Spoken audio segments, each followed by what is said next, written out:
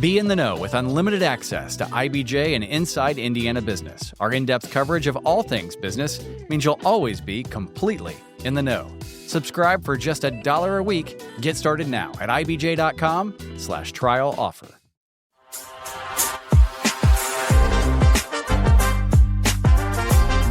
Kristen, Dane.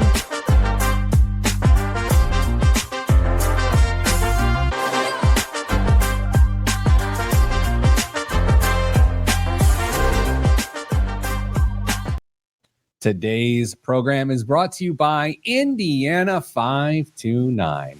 It's Indiana's 529 education savings plan, offering a simple and tax-smart way to save for children or grandchildren's future education experiences and expenses.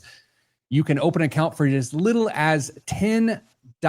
I encourage you to go to myindiana529.com today, and here's why. It's a little secret. It's not actually the point of a promotion is to make something that isn't a secret not a secret. Here it is. You can enter a chance to win $10,000. Do you know how good I would feel about my entire life if you listened to this podcast to hear some jokes and some financial stuff, and you heard about the opportunity to win $10,000 from myindiana529.com, and you won, and then you sent me an email and you're like, thanks, buddy. So anyway, go to indiana529.com today. This is what I have personally used for 16 years to save for my kids' college education. Of course, terms and conditions apply. Just go to myindiana529.com to learn more. Kristen Elanius joins me. We set up a myindiana529.com account for her on the air a couple months ago. Hello, Kristen. Hello, Pete. And by for her, I mean for Maggie, little baby. And Damian Dunn also has some of those accounts. Hello, Dame. I was just checking the balances now. See?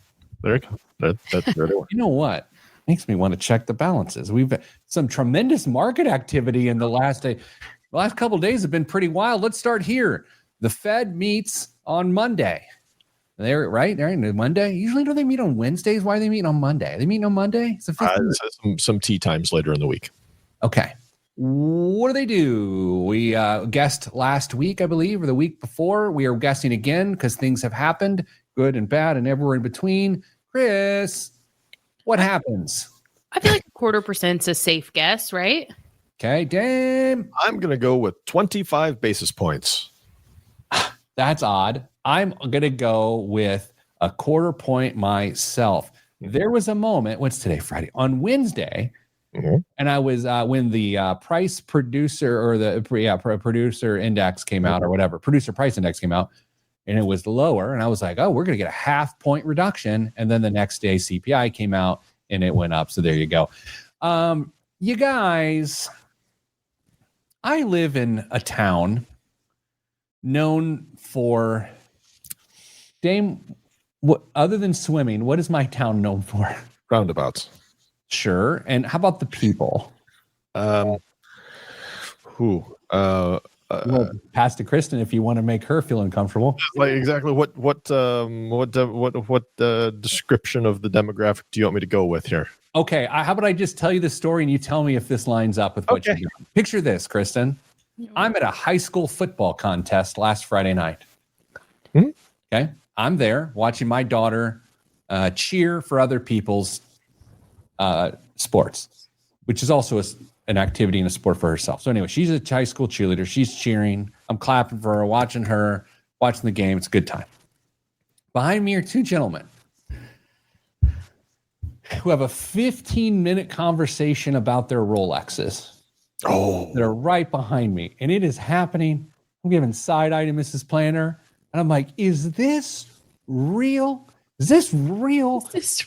And this one guy is like, "Yeah, I buy one every year. I just keep them and figure they're collectibles for my kids or whoever else." But yeah, definitely, he's like, "I got like 26 of them," and I'm just sitting there. I'm like, "What world is this?" Dame, did that meet the mark? Yeah, I think that's a much better way to paint the picture than my feeble words would have done. Kristen? I gasped and my dog got up to come over to check on me.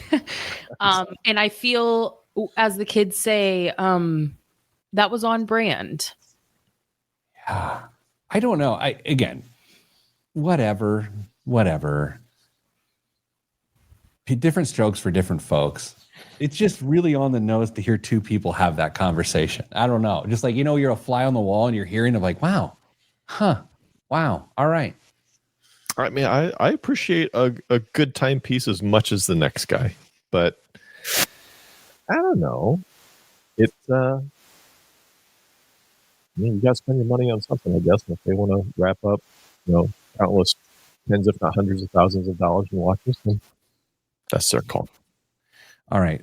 Today's show is brought about because I sent a link to the team to read today that touches on one of my favorite moments of the year. Is when we hear about Americans' confidence in their ability to retire. I was explaining to our colleague Savannah here this morning. She asked what the show was about. I was telling her about it. And I was explaining how I love to nerd out about this topic because it just is, it's truly unbelievable to me how confident, according to these surveys, the average American is in their ability to successfully retire. I think it's delusional and it terrifies me. I also want to know, Dame, who in the heck are they actually interviewing? Guys discussing Rolexes at Carmel football games? That's a great question. I mean, there's a number of different people I think that could get this wrong from different perspectives. I mean, you often tell the story about how you got started in the industry and somebody making a ton of money, but they just weren't saving anything. They weren't going to come anywhere close to it. But there's also people who are on the other end of the spectrum that think it's going to be okay, but it's probably going to be a lot tougher than they think. So I think this is a chance to be an equal opportunity miss when it comes to judging the confidence that you should have in your retirement. Kristen, Savannah said something interesting this morning. She said, I feel like I always hear people say, oh, I'm never going to be able to retire, much more than she ever hears people express confidence. And I was like, I agree. Wonder if that's a Midwestern thing. Do you ever hear people talk confidently about retirement in sort of a dismissive way? I don't think so, but I think we hear about it in different ways. Like, I think Rolex Man thinks that he's on track to retire. I mean, technically he might be.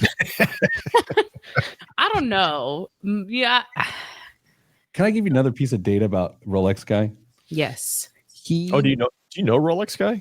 No, I just visually observed him.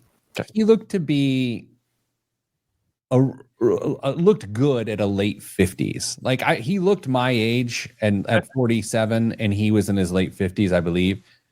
And he was he had a tattoo sleeve. Nice. And I was like, man, there's a lot happening here. There's a tremendous amount happening here. That doesn't feel as Carmel-esque to me. There's just a lot happening in this world. If you see me throughout the show, those who watch on YouTube, you might see that I've got a roll of $100 bills. Or does he? It's a squeeze ball. It's a promotional product that your money lines on it. Anyway, we got these this week. Dame, do you like a good the perfect stress ball? Yes. I do too. Kristen, I don't feel like you've got enough stress to have a stress ball. No, I fidget. Like it's not up here. I brought it downstairs last night, but I have a pen that turns and I will just sit there and turn it. I think that's my equivalent.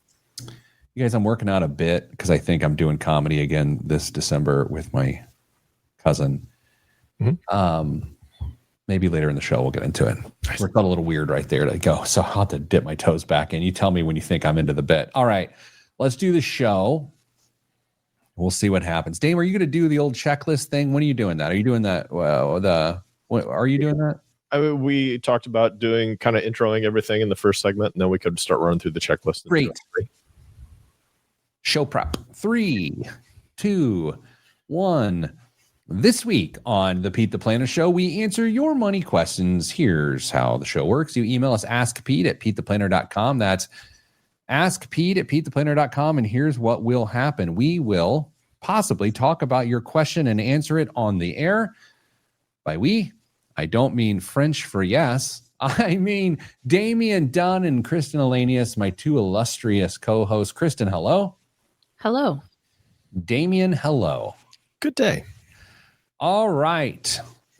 Kristen, every year, at least one, now two, retirement confidence surveys are released, which means a group of people get together, they ask a bunch of people how confident they are in their ability to retire.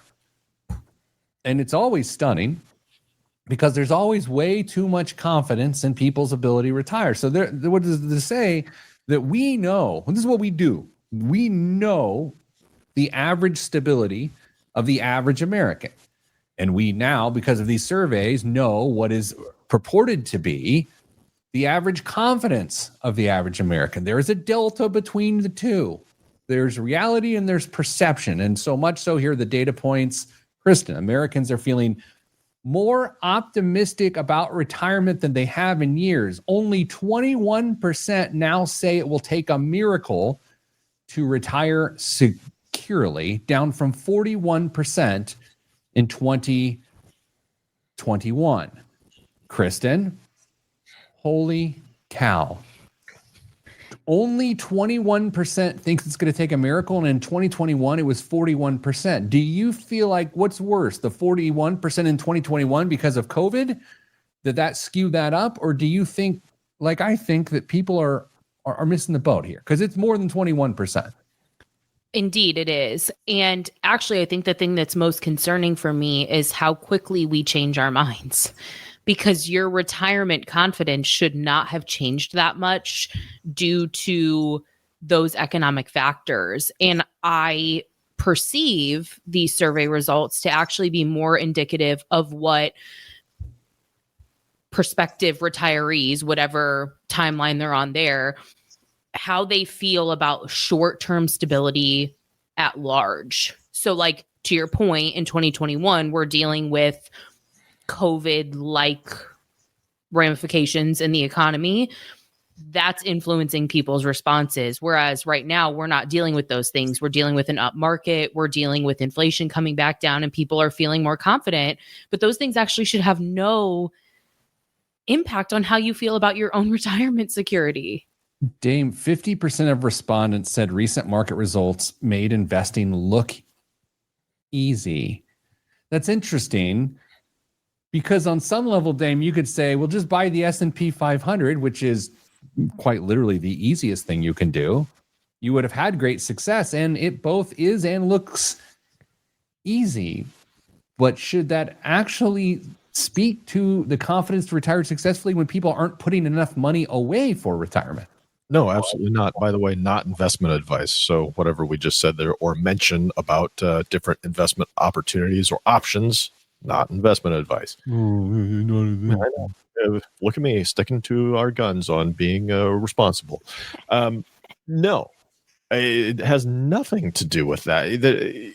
Investing can be absolutely pretty darn easy if you go about it a certain way, but that's not just as simple as, oh, the market's going up, I'm going to throw cash at it, because it's a pendulum, man. It swings back and forth all the time. And if you aren't, the best investment strategy is not going to outpace putting enough money away to make sure that you get to that point. It's a combination of the two. Investment returns can absolutely make, give you the gravy if you want it, but if you're not putting enough in there, you're going to have to be way outside of your risk tolerance, if you know what that is, to try and make that up. And then the chances of you failing increase even more because you're taking risks, and chances of it not working out and swinging the other way a little bit harder than you thought it was going to, or that you could have tolerated, go up a bunch. So you got to make sure you're putting enough away and pair it with reasonable investment strategies. Kristen, what else contributes to this in your estimation? That's a great question. I am concerned about the role that the average American feels like Social Security will or won't play in their retirement. And I also think there's this collective I don't know what word I want to use, but we hear it all the time where people say, well, I'll have to work in some capacity. So is that being reflected here? And the three of us have spoken several times about how frankly, we loathe that strategy because sometimes the circumstances around you don't allow you to continue to work, even if that is every intention that you had. I think those could be two big contributors here. I think you're onto something, Kristen, because the more I talk to people outside of what we do, specifically when I'm just talking with my friends, the definition of retirement is changing for a lot of people, and what they anticipate the later decades of their life is going to look like, and what they're going to have to do to make it work. And good, bad, or indifferent, people seem to be confident or comfortable with the outlook right now as they're talking about. Now, will they feel quite as sure of themselves as they creep into their late 50s, early 60s, and they've got a few more decades on their bodies? Who knows? But I would hate to right now give myself that out and say, this is how it's going to work, when you don't know if you're going to be able to pull that off. Make the sacrifices now, the financial sacrifices now, if at all possible, to give yourself the opportunity to not have to do physical anything, labor of sort, to generate income in retirement. How much do you think that the increase in net worth due to primary housing has to do with this? Man, I hope it has very little. That's a great question. Inside baseball. Last night I was doing some personal financial calculations, and I was just looking at some stuff. Then all of a sudden I remembered the equity in my house, and I added it back in, and it created some different number. And then to that point, Kristen, I really went, man, I really didn't do much other than put myself in that position. I got to go back to the first number I calculated. But to your point, I wonder how many people don't go back to the first number. I don't think it's an insignificant number. I think seeing this number of this is what my primary residence is worth, and whether you're super subconsciously or maybe only just a little bit using that to help you feel more confident about your retirement, it's got to be a factor. So Dame, I know for this entire show, we're going to go through different elements that a person can check themselves and say, am I doing this? Have I thought about this? And then we will grant you confidence status. Is that how we're doing this? Yeah, I think so. We've got a list of it's like 8 or 9 different things that you're going to run through and check off. I'd encourage you to start thinking about them now to see how many of them you can pair up with us as we're going down the list. And if you can nod your head up and down, very good, C+, you're probably on a good route for retirement confidence. 2 quick things, maybe.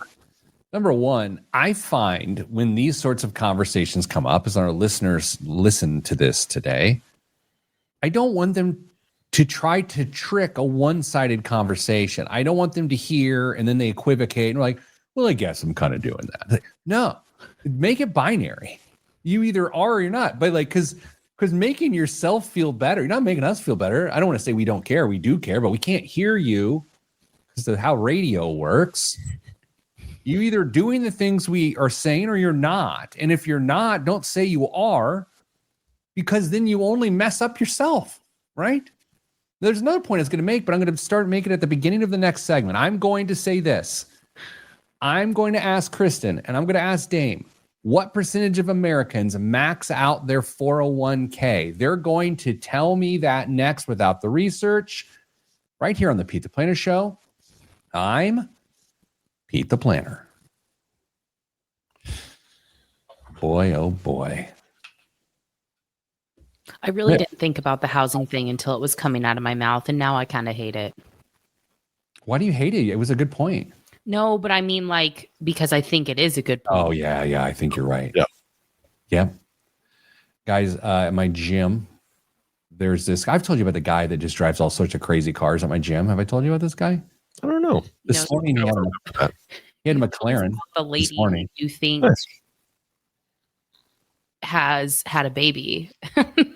Yeah, I don't want to talk about that.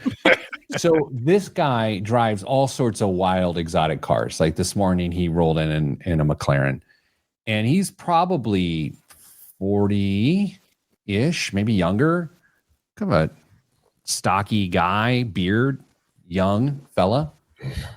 Had a sweatshirt on the other day that just said "Cash flow is king," and I was like, "Respect." I don't care about cars, but that's lovely. It's interesting.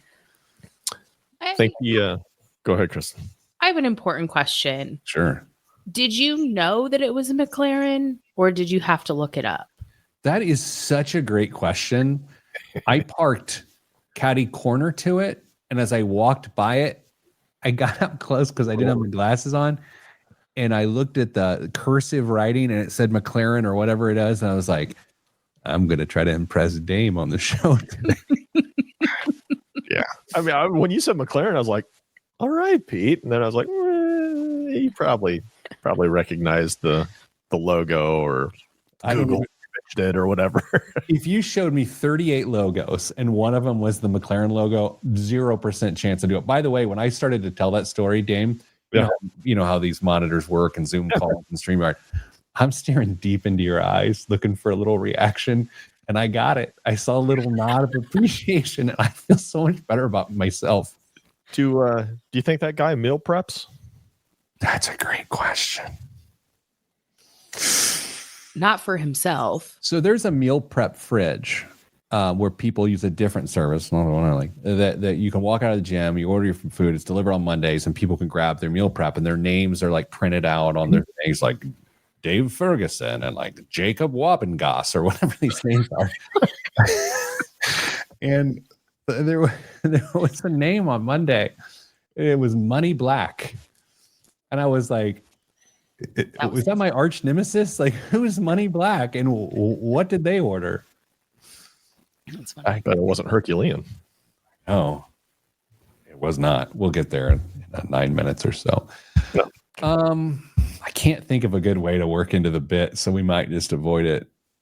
But here's how the bit kind of came to life. I was doing a speaking engagement yesterday at a wellness conference, and I was making a reference to something very emotionally taxing. And I was like, man, it's a little early to talk about this. It's 2 p.m. Maybe I should have waited closer to happy hour. And I said, who are we kidding? This is a wellness conference. They're just going to give you V8. And then it got me into this idea that when you're a kid, I didn't go into this on my speaking gig about money, but I started thinking about on the way home, when you're a kid, how excited you were for your parents to buy juice. Like you just like the various juice in your fridge, apple juice, orange juice, Sunny Delight. You had mixed feelings about Kool-Aid. My mom was big into Crystal Light. But in that one time they buy V8 before you know what it is. And you look at it, you're like, a metal cylinder? Are you kidding me? And we can open this up and you pour it and you taste it and you look at your parents and you're like, what is wrong with you? What are you doing? What is wrong? It is the most heinous. V8 is not a sponsor of the program. V8, when you're a kid, is the worst thing in the world. Correct. I love their commercials, though. I don't know. When they put all the vegetables into the cup? Is that people would slap their fork. I could have had a V8 smack. You remember those? I don't know. It sounds good though. Anyway, I got to work it out a little bit. The audience has got to be the right age. I can't be Kristen's age. Yeah. Right? Yeah. Kristen, do you get the VA reference? Yeah. Okay. Yeah. Rick Swink says enter V8 splash. Yeah, that's when they actually added real fruit juice to it. You weren't just drinking celery but then you get old enough that you just make Bloody Marys out of V8 and it all levels out. That was the joke I was expecting was this who's having me drink Bloody Mary mix or whatever that is. We'll get there. In 3, 2, 1. Back on the Pete the Planner show every year. Retirement confidence survey comes out, and every year I say, what are you talking about? Is the average American expresses way too much confidence in their ability to retire successfully. And I know what you're thinking. Oh, what a downer. I'm so glad I'm listening to this program.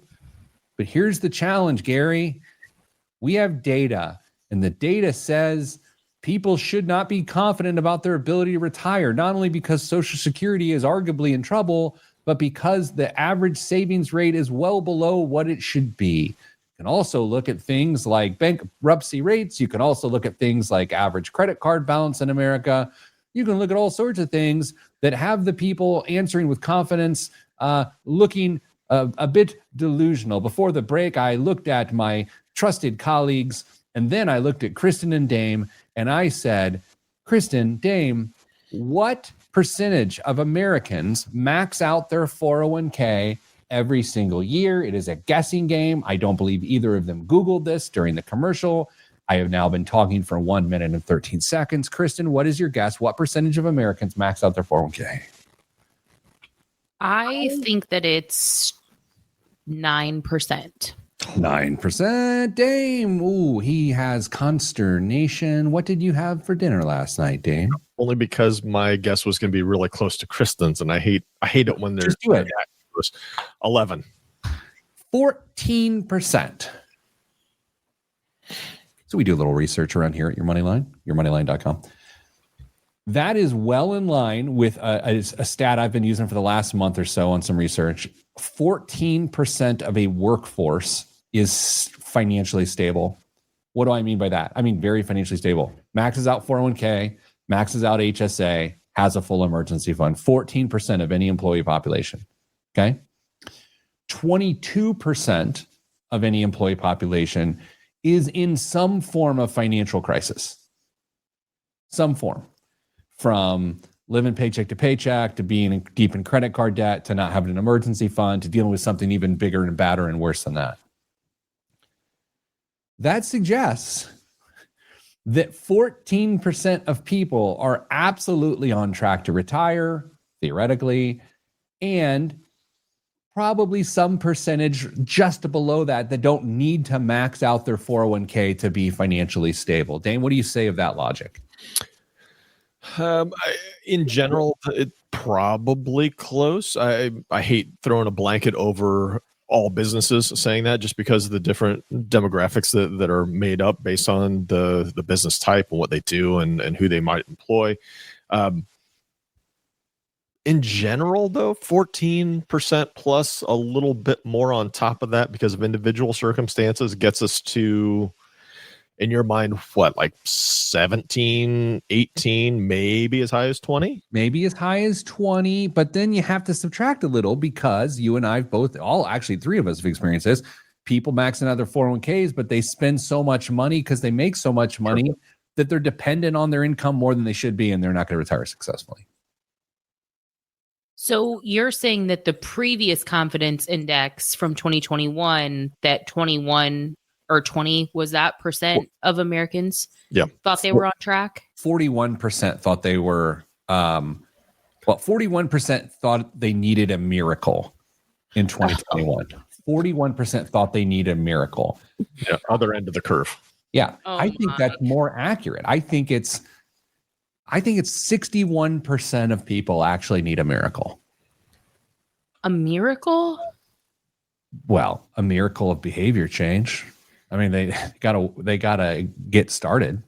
Oh, Dame's scratching his head. Yeah, I mean, what if we're missing a bit of the picture here? What if it's they think they're going to be able to retire and maintain the same level of lifestyle, but in reality they can't. They're gonna have to cut a few things back, but they'll still be able to retire.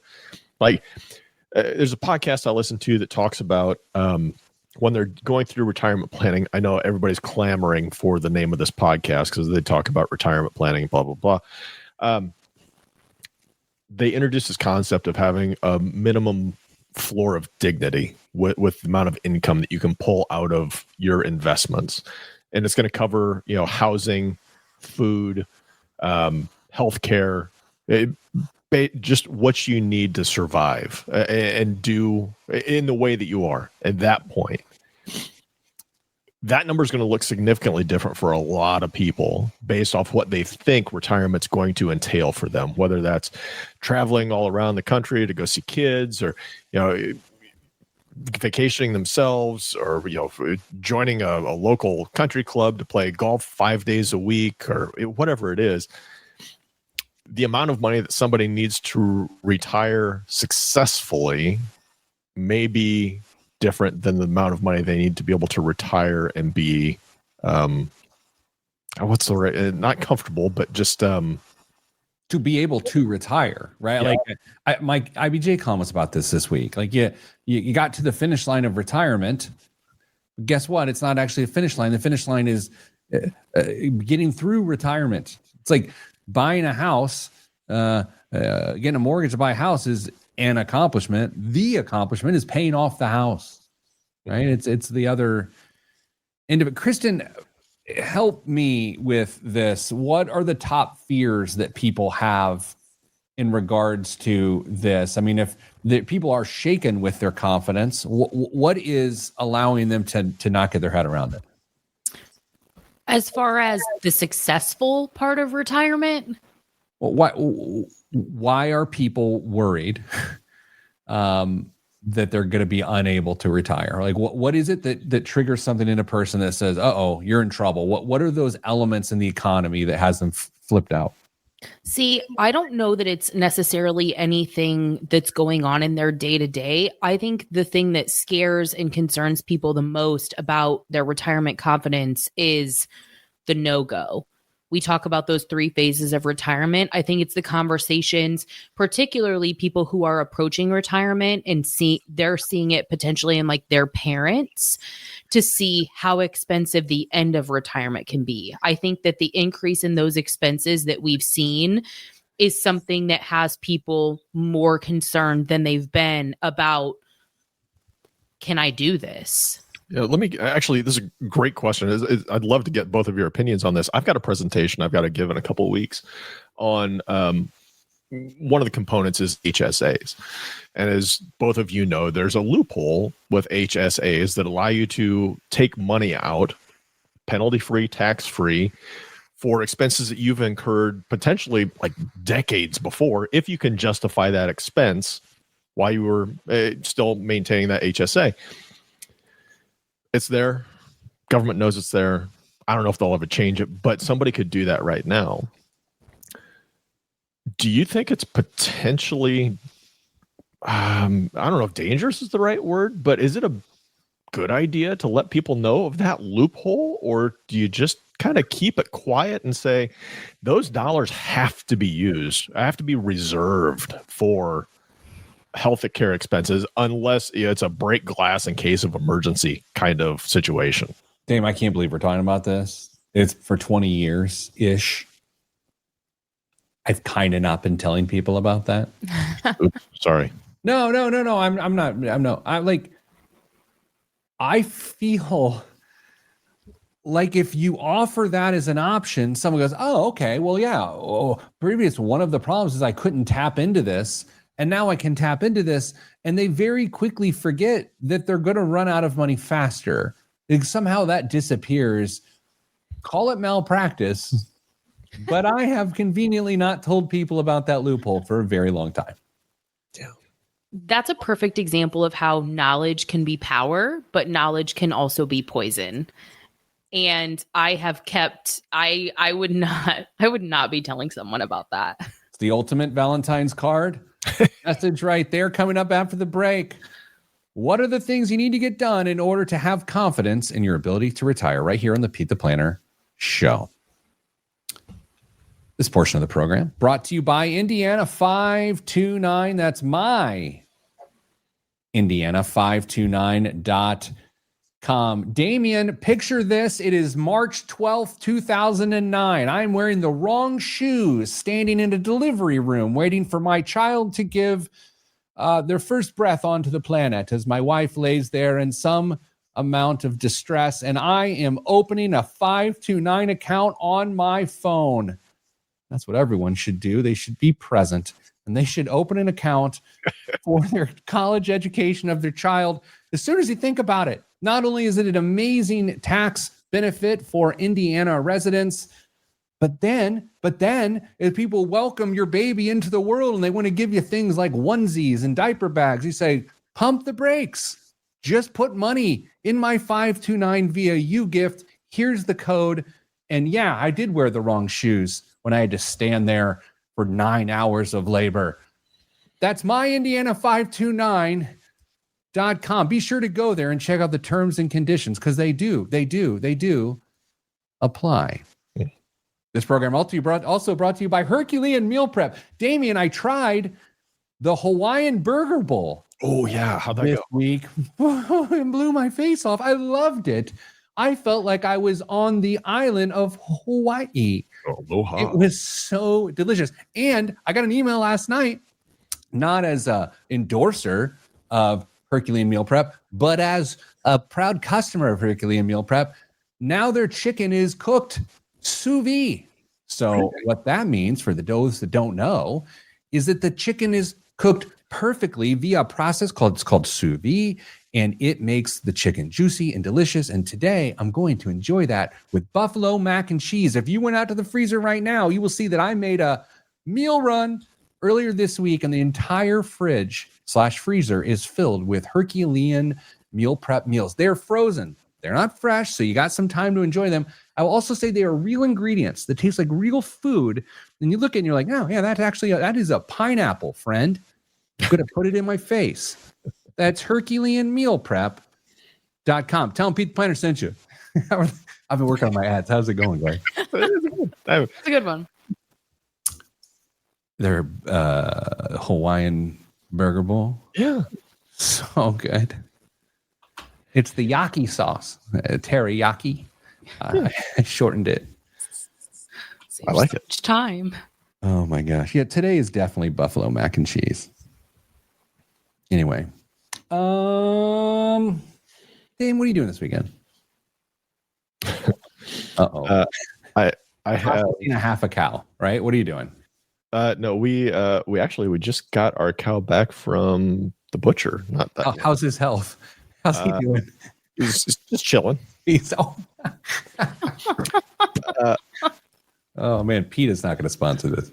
No, we have events every night this weekend, tonight, Saturday, and Sunday. So it's going to be a busy weekend. Plus, James, your little bourbon club have any bottles coming out soon or any barrels coming out? I just got 3 last night. I will send you the screenshot of what I picked up. I mean, I would have loved hey, I have the opportunity, but yes, send me a screenshot. There might be one left. Okay, well, send me some information after the show. Kristen, you are expecting a child in some 20-some days, correct? Correct. Her name is Maggie. Yes. And she's very excited to be part of your life in a more substantial way. What are you doing this weekend? Last minute baby prep because we have a growth scan on the 16th. So getting a little nervous about an early arrival for Miss Mags. Kind of a rude way to refer to your kid. Growth scan. Yeah, she might be large. You guys want to guess what she's going to weigh on Tuesday? Nope. Oh, we've got a pool. Why? What? You do? Yeah, some of the other YML employees, we've got a little pool going. No, we don't. I get nervous.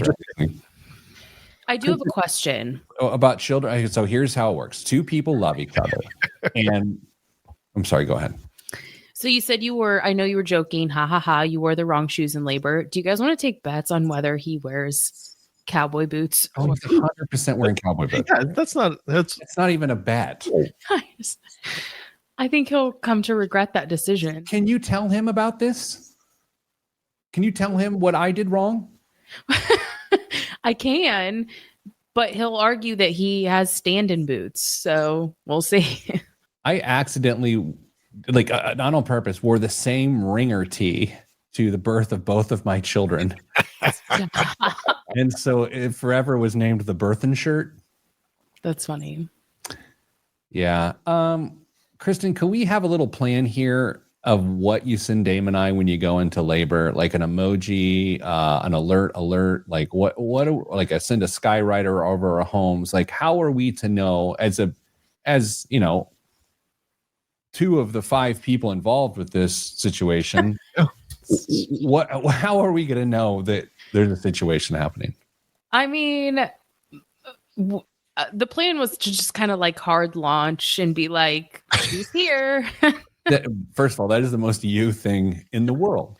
We've not posted a single thing about it on social media at all. This show is the closest to like public acknowledgement.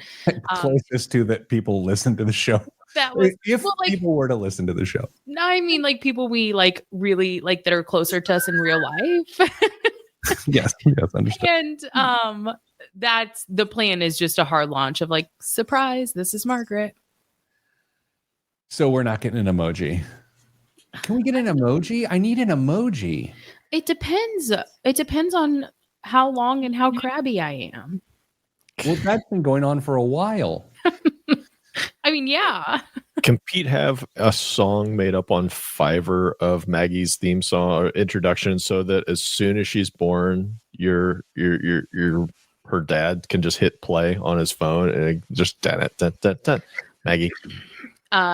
No, she'll have to hear the Go Cubs Go song because that's at this point the only thing she's going to recognize outside the womb. So, all right. Well, no emoji. I thought we were going to have a whole plan. I have water boiling. I've got plenty of towels and a go bag. So thanks. Like I said, it depends. It depends on how long. I can be there in just over an hour. So how about as your employer? Like if this is happening while on the job for liability reasons, I'm going to need like an emoji. I think the law states. Kristen just disappears from work for 3 days. Oh my gosh. Yeah. Put a donkey in the like your Mother Mary traveling to, a manger. That would help us. I will use Chat GPT for good and come up with an image that lets you know. In three? No. Oh, yes, please. Go ahead. Pressure, but when Mrs. Advice was in labor with our first, I took her into work to finish a couple things up before we took her to the hospital. So, hey, if you're in early labor, they say that's best. Stay distracted. Stay in an environment that you know. It'll be fine. I don't know. I just feel like this is our opportunity to reach a labor agreement. 3, 2, 1. Back on to the Pete the Planner show. If you're thinking about retiring, it just occurred to me. Sometimes when you listen to radio shows on the radio on the weekends in your local town, and someone says, you got to complete this sentence for me. Someone says, if you're thinking about retiring, go ahead, go. Give us a call. Don't call us. I don't want to talk to you about this. Oh, that is the best. That is so true. Anyway, if you're thinking about retiring, let's just make sure that mentally you can get through some of this checklist we're going to give you right now. And if you can, then yeah, you should have high confidence. If not, stop lying to yourself. How's that, Kristen? Was that aggressive? I feel aggressive coming out of the break. It was a little aggressive, but also sometimes you need a little tough love. Okay, speaking of tough love, Dame, my son. Number of things you need to know. Okay. Different categories. First one's going to have to do with income and expenses. Do you know how much it costs you to live per month right now? Yes or no? I mean, you're asking the listener. This is rhetorical. Yes, this is rhetorical. I was waiting for you to chime in. Kristen, here's the thing. I think some people trip up on this one. I think this just eliminated 63% of people. I think that's actually a little conservative. I think I would say 3 out of 4 people at least do not know what it takes to live. The good news is, and maybe this was Dame's point he was making in an earlier segment before I probably stepped on whatever he was trying to say, is, okay, overcome this, learn it, and then you're on to the next one that you can then solve. All hope is not lost. You don't necessarily need a miracle, but you do need to get your stuff together. Off to point number 2, Dame. How much do you actually need to have saved? What's that? We've heard it called retirement number. How much do you need saved to cover that nut? Yeah, we just wiped out everyone else. No one's left in the game. Kristen? I don't know if I buy that one as much, anyways. I think that depends on your age. I think it's pretty hard if we're talking to someone in their 20s, 30s, maybe even their 40s, depending on what their career trajectory has looked like. They might not have as much confidence around this number, but it's still important to kind of be checking in on it along the way. I don't think all hope is lost if you don't know. Here's why I'm skeptical of this one. Anytime you ask someone how much they need to save for retirement, they give you a round number. And that's how I know that people don't know. Yeah. I need $1 million and my house paid off. I'm like, really? That seems convenient. I agree with that. Maybe they round up. I don't know. Next one. Do you know what your Social Security check's going to look like? Not at just one age, at a couple different ages. Feeling delusional. Kristen, I think a lot of people have this one. You think they know this one? Yeah, I do. I don't know why. I think they do. And I think they know, but I think they know the earlier age. Like at 65, I can start drawing my Social Security and it's going to be X dollars a month. I don't think that there's as much critical thinking about, well, what if I waited and got my full or even a larger benefit because I waited? What do you think, Dame? I think that percentage of people that know this is much lower than you're giving it credit for. I think there's a lot of people that, because the Social Security Administration doesn't send out statements anymore. Maybe like once in a blue moon, you've got to go and create an account and check it out. No, I don't think nearly as many people know that as possible. I will put a little addendum on this one as well. If you've got a pension, do you know what the pension options are for you as well? Next one. Will you have a mortgage or other debt when you retire? Oh, man. I think most people know this. Okay. I think. Kristen? I agree with that, but I don't think that they know what that means for their retirement success. There she is. Yeah. Number 5. This is great. Do you have plans to have the right insurance depending on when you want to retire? I'll go back to what Kristen just said. I don't think they know what that means in relation to them retiring. I'm going to go 22% of people have this in the bag that they know. It doesn't mean they have or they will get, but I think 22% of people know. Kristen, high or low? I think that that's a low number, but it's hard because I think most people know. Again, I think Medicare is this big milestone for pre-retirees, but that's not the whole picture. If you still have outstanding debt, is there an insurance policy, like a life insurance policy you should still be paying on? What does that long-term care conversation look like? My perception is that for the average American, it's my medical's covered because that's such a large conversation. But I think if we broaden that scope, you might be right. Damn, where are we at now? By the way, I'm hoping this is becoming clear for a lot of people that retirement is pretty darn complicated if you want to make sure you're doing it right at this point. It's not just something as simply accumulating money and then seeing how it all shakes out. There are a lot of moving pieces. And that's why when we tell you to go talk to a financial professional about trying to make sure you're on track for retirement or how you're going to figure this stuff out, it's because there's a lot of stuff going on. Okay, dismount soapbox. Number 6. Do you know how much income your savings is going to produce safely each year? No chance. No way. And even if they use the 4% rule, it's not necessarily like in the bag, right? So 15% of people know that. I bet it's even less than that if we took all working Americans. Now, I could argue for maybe that number upticks, and I don't know what that balance then looks like as we get closer to pre-retirement, but I don't think the average American has any clue what a safe withdrawal rate on their qualified accounts looks like.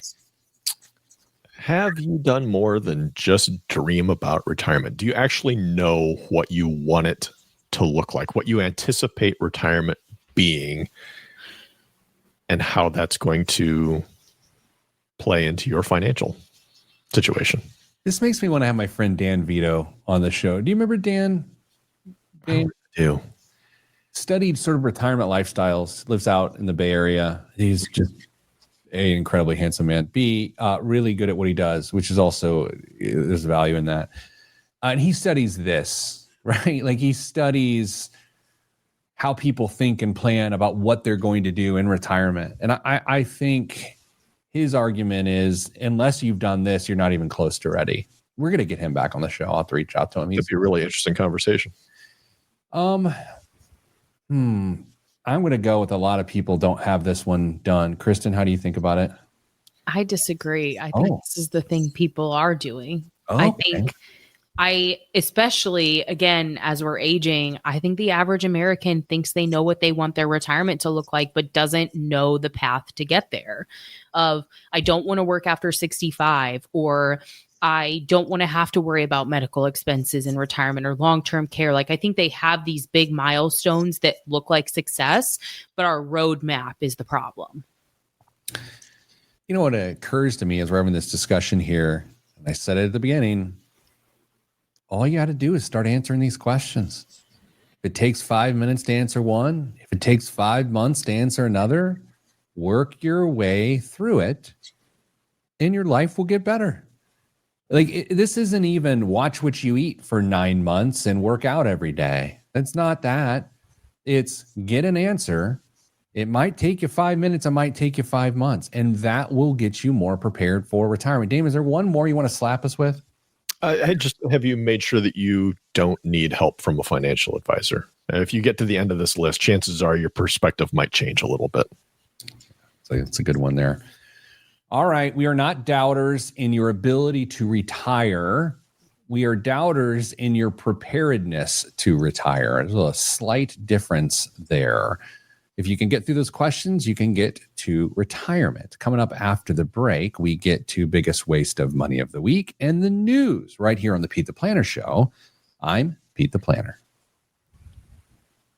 Yeah, Dan Vito is awesome. I haven't talked to him in years. I have a good story about him that I'll save it if I can get him on the air and see if he remembers it the same way I do. It's iconic. Nice. All right. Feel pretty good about this week's Blom. Mm-hmm. Dame, I want to. What? She was like, I was like, it's probably a picture of the car you saw in the parking lot this morning. Be my guess. No. What's a McLaren cost? There was a white one. Does that matter? The white ones are extra expensive. That's what I was thinking. How much is it?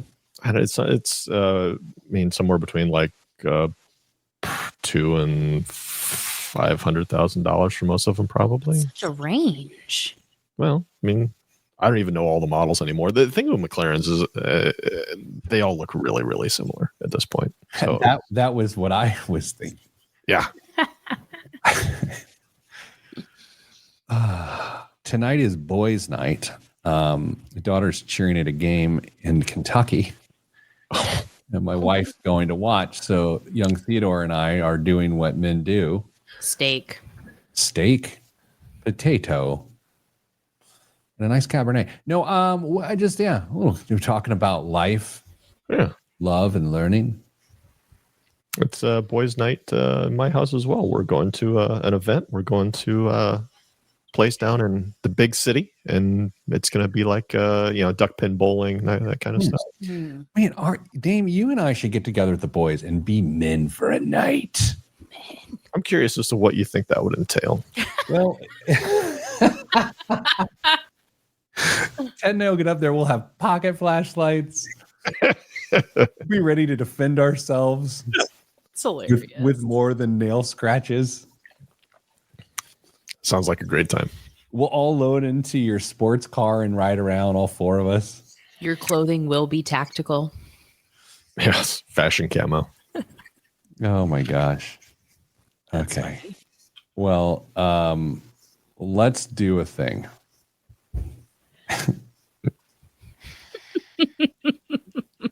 How excited are you, Dave? I'm really excited. Okay. It's just my normal state of being. Happy, excited. Can't you tell? This is the best. Okay. Let's do some things with our mouths. Talking. In 3, 2, 1. This week's biggest waste of money of the week, right here on the Pete the Planner show, is Pamela's Pickles. Pamela Anderson's reinvention continues with the unexpected limited release of Pamela's Pickles, based on a recipe from her cookbook, I Love You, Recipes from the Heart. They were created with lifestyle brand Flamingo Estate and contain dill, mustard, garlic, dried rose petals, pink peppercorns, guajillo chili, and smoked sea salt. The result is a spicy, herbaceous, and crunchy snack. Dane, before we get going here, it is worth, I always like disclosures on a show like this. Yes. My bedroom wall consisted of, at one point in my life, A big poster of pickles? poster of the purveyor of pickles, Pamela Anderson. Yeah. In her, I was going to use the word, I'm not going to use a title role of CJ Parker on Baywatch. Mhm. So just to say that I have a vested interest in her success. Kristen, how much are these pickles? A single jar? Single jar of pickles. A single jar of pickles is $11. Okay. Damien, Can I ask why she's sitting on the floor? because she doesn't want to drop the pickles. She's got Tom's cowboy boots on too in the picture. Yeah. Well, Tom's got some answering to do if she's got Tom's boots on. Nah, You said 11? I did. Kristen said 11. Boy, but that seems really like a great guess. I'll go over and say $15. Wow, you guys not good at this. $38. $38 for a jar of pickles? $8 for Pammy's Pickles. Kristen, will you ask Dane what's in the news? Dame, what's in the news this week? Bureau of Labor Statistics released a preliminary report this week that the U.S. economy created 911,000 fewer jobs than originally announced for the year ending March 2025. That's the biggest revision going back to 2000, and it provides evidence that the job market was more stagnant than first understood when Joe Biden was still in the White House. Though a downward revision to July's figures prompted President Trump to fire the head of the BLS, raising concerns among economists about the agency's ability to gather data going forward. Updates to the numbers are common. Kristen. I have a question. How does this happen? Like, forgive me, but like, isn't that their job? I feel like it's an antiquated process. Fair. For sure. Dame, how are you? 1 to 10, 10 being tinfoil hat, we didn't land on the moon. 1 being there's nothing to see here. Where are you at conspiracy theory wise on this one? 5. I mean, it's just, Yeah, I'm 4. I'm not getting wound up about it. I mean, this is a pretty big revision, but they do happen all the time. And the thing is, you said it's antiquated process. It absolutely is, because it changes as more data, more reliable data comes in, like state unemployment numbers that may take a while to get calculated and reported. So, I mean, we're looking way far behind us at this point. So I don't know. I'm not too cranked up. I think when I saw this report and then the producer price index on Wednesday, I believe that's why I thought a 0.5-point reduction in the rate was possible from the Fed this next week. But then the CPI ticked up. Dane, what else is in the news?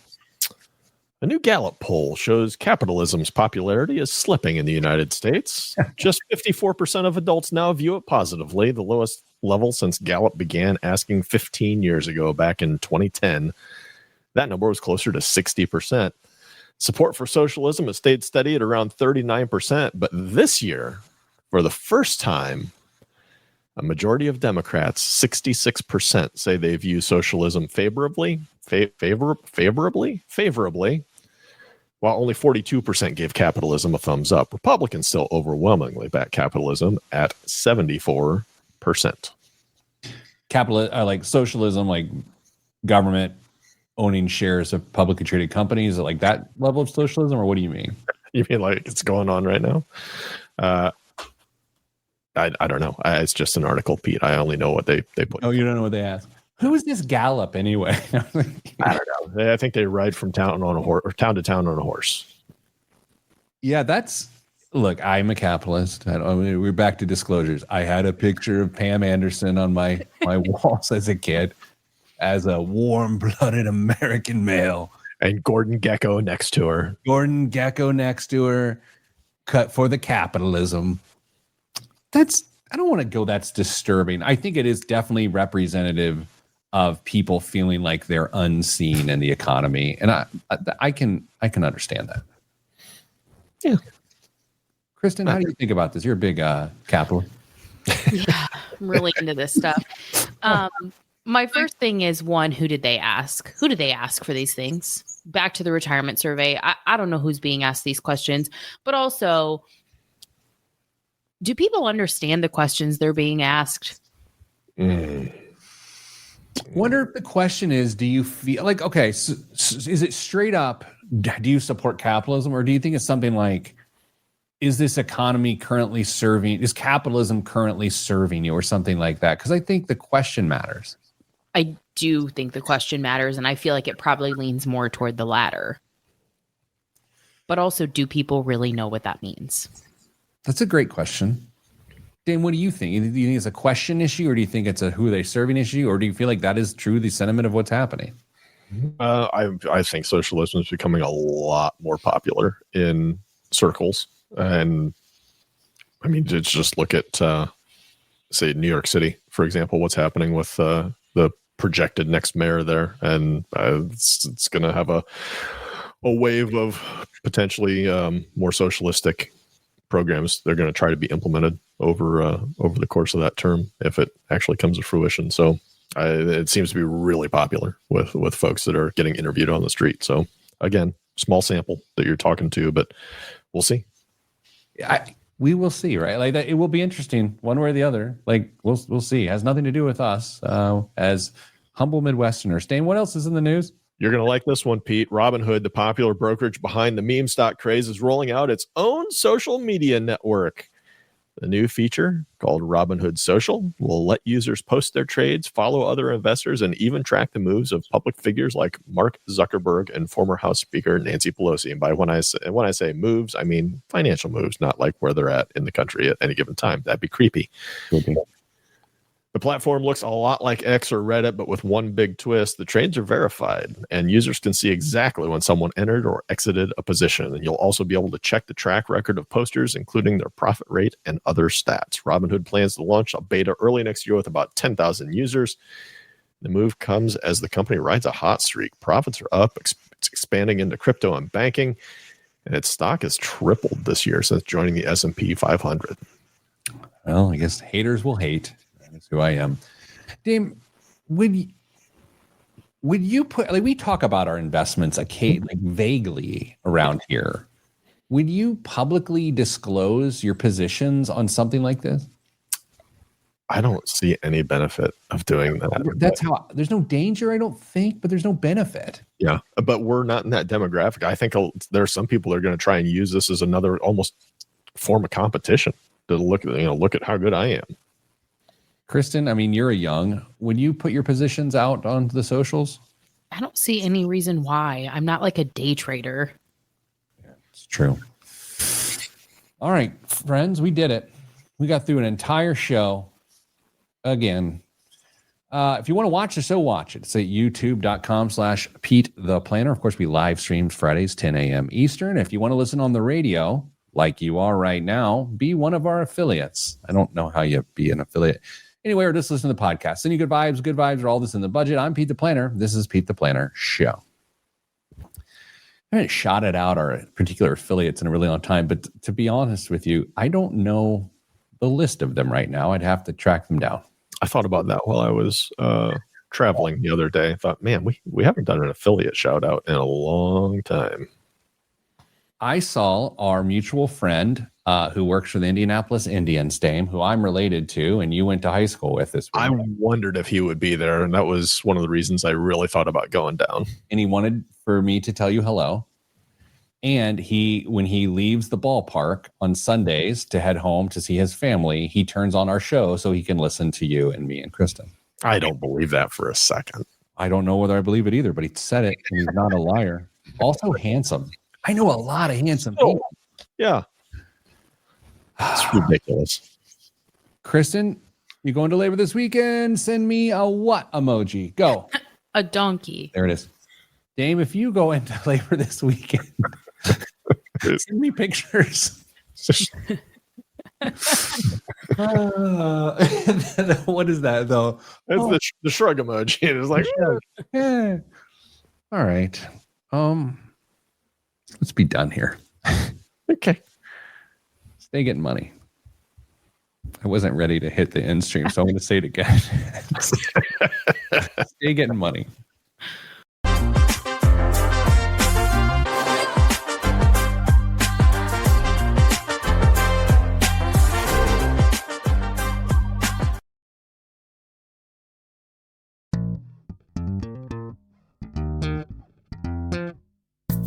Do you want the real scoop on what's happening in Indiana business? Check out the IBJ podcast. I'm Mason King, and each week I sit down with people who make news in Indiana to get insights and perspectives you won't hear anywhere else. It's business, but you won't need an MBA. The guests run the gamut from CEOs, developers, and sports executives to artists and chefs and financial planners. If there's a theme, it's that everything has a cost. And success often depends on how you define profit and loss. So if you want to deepen your understanding of the people and projects shaping Indiana, give the IBJ podcast a try. You can find it at ibjpodcast.com or wherever you get your podcasts. Thanks for listening to this IBJ Media podcast. You're probably going to remember this ad. Do you know why? Podcast advertising works. 85% of listeners recalled hearing an ad during a podcast, and 70% of podcast listeners have acted after hearing an ad. So whether you're looking to be heard across the entire IBJ Media Podcast Network, sponsor one of our shows, or just start with a 30-second ad, IBJ Media can help. Contact advertise@ibj.com to learn more.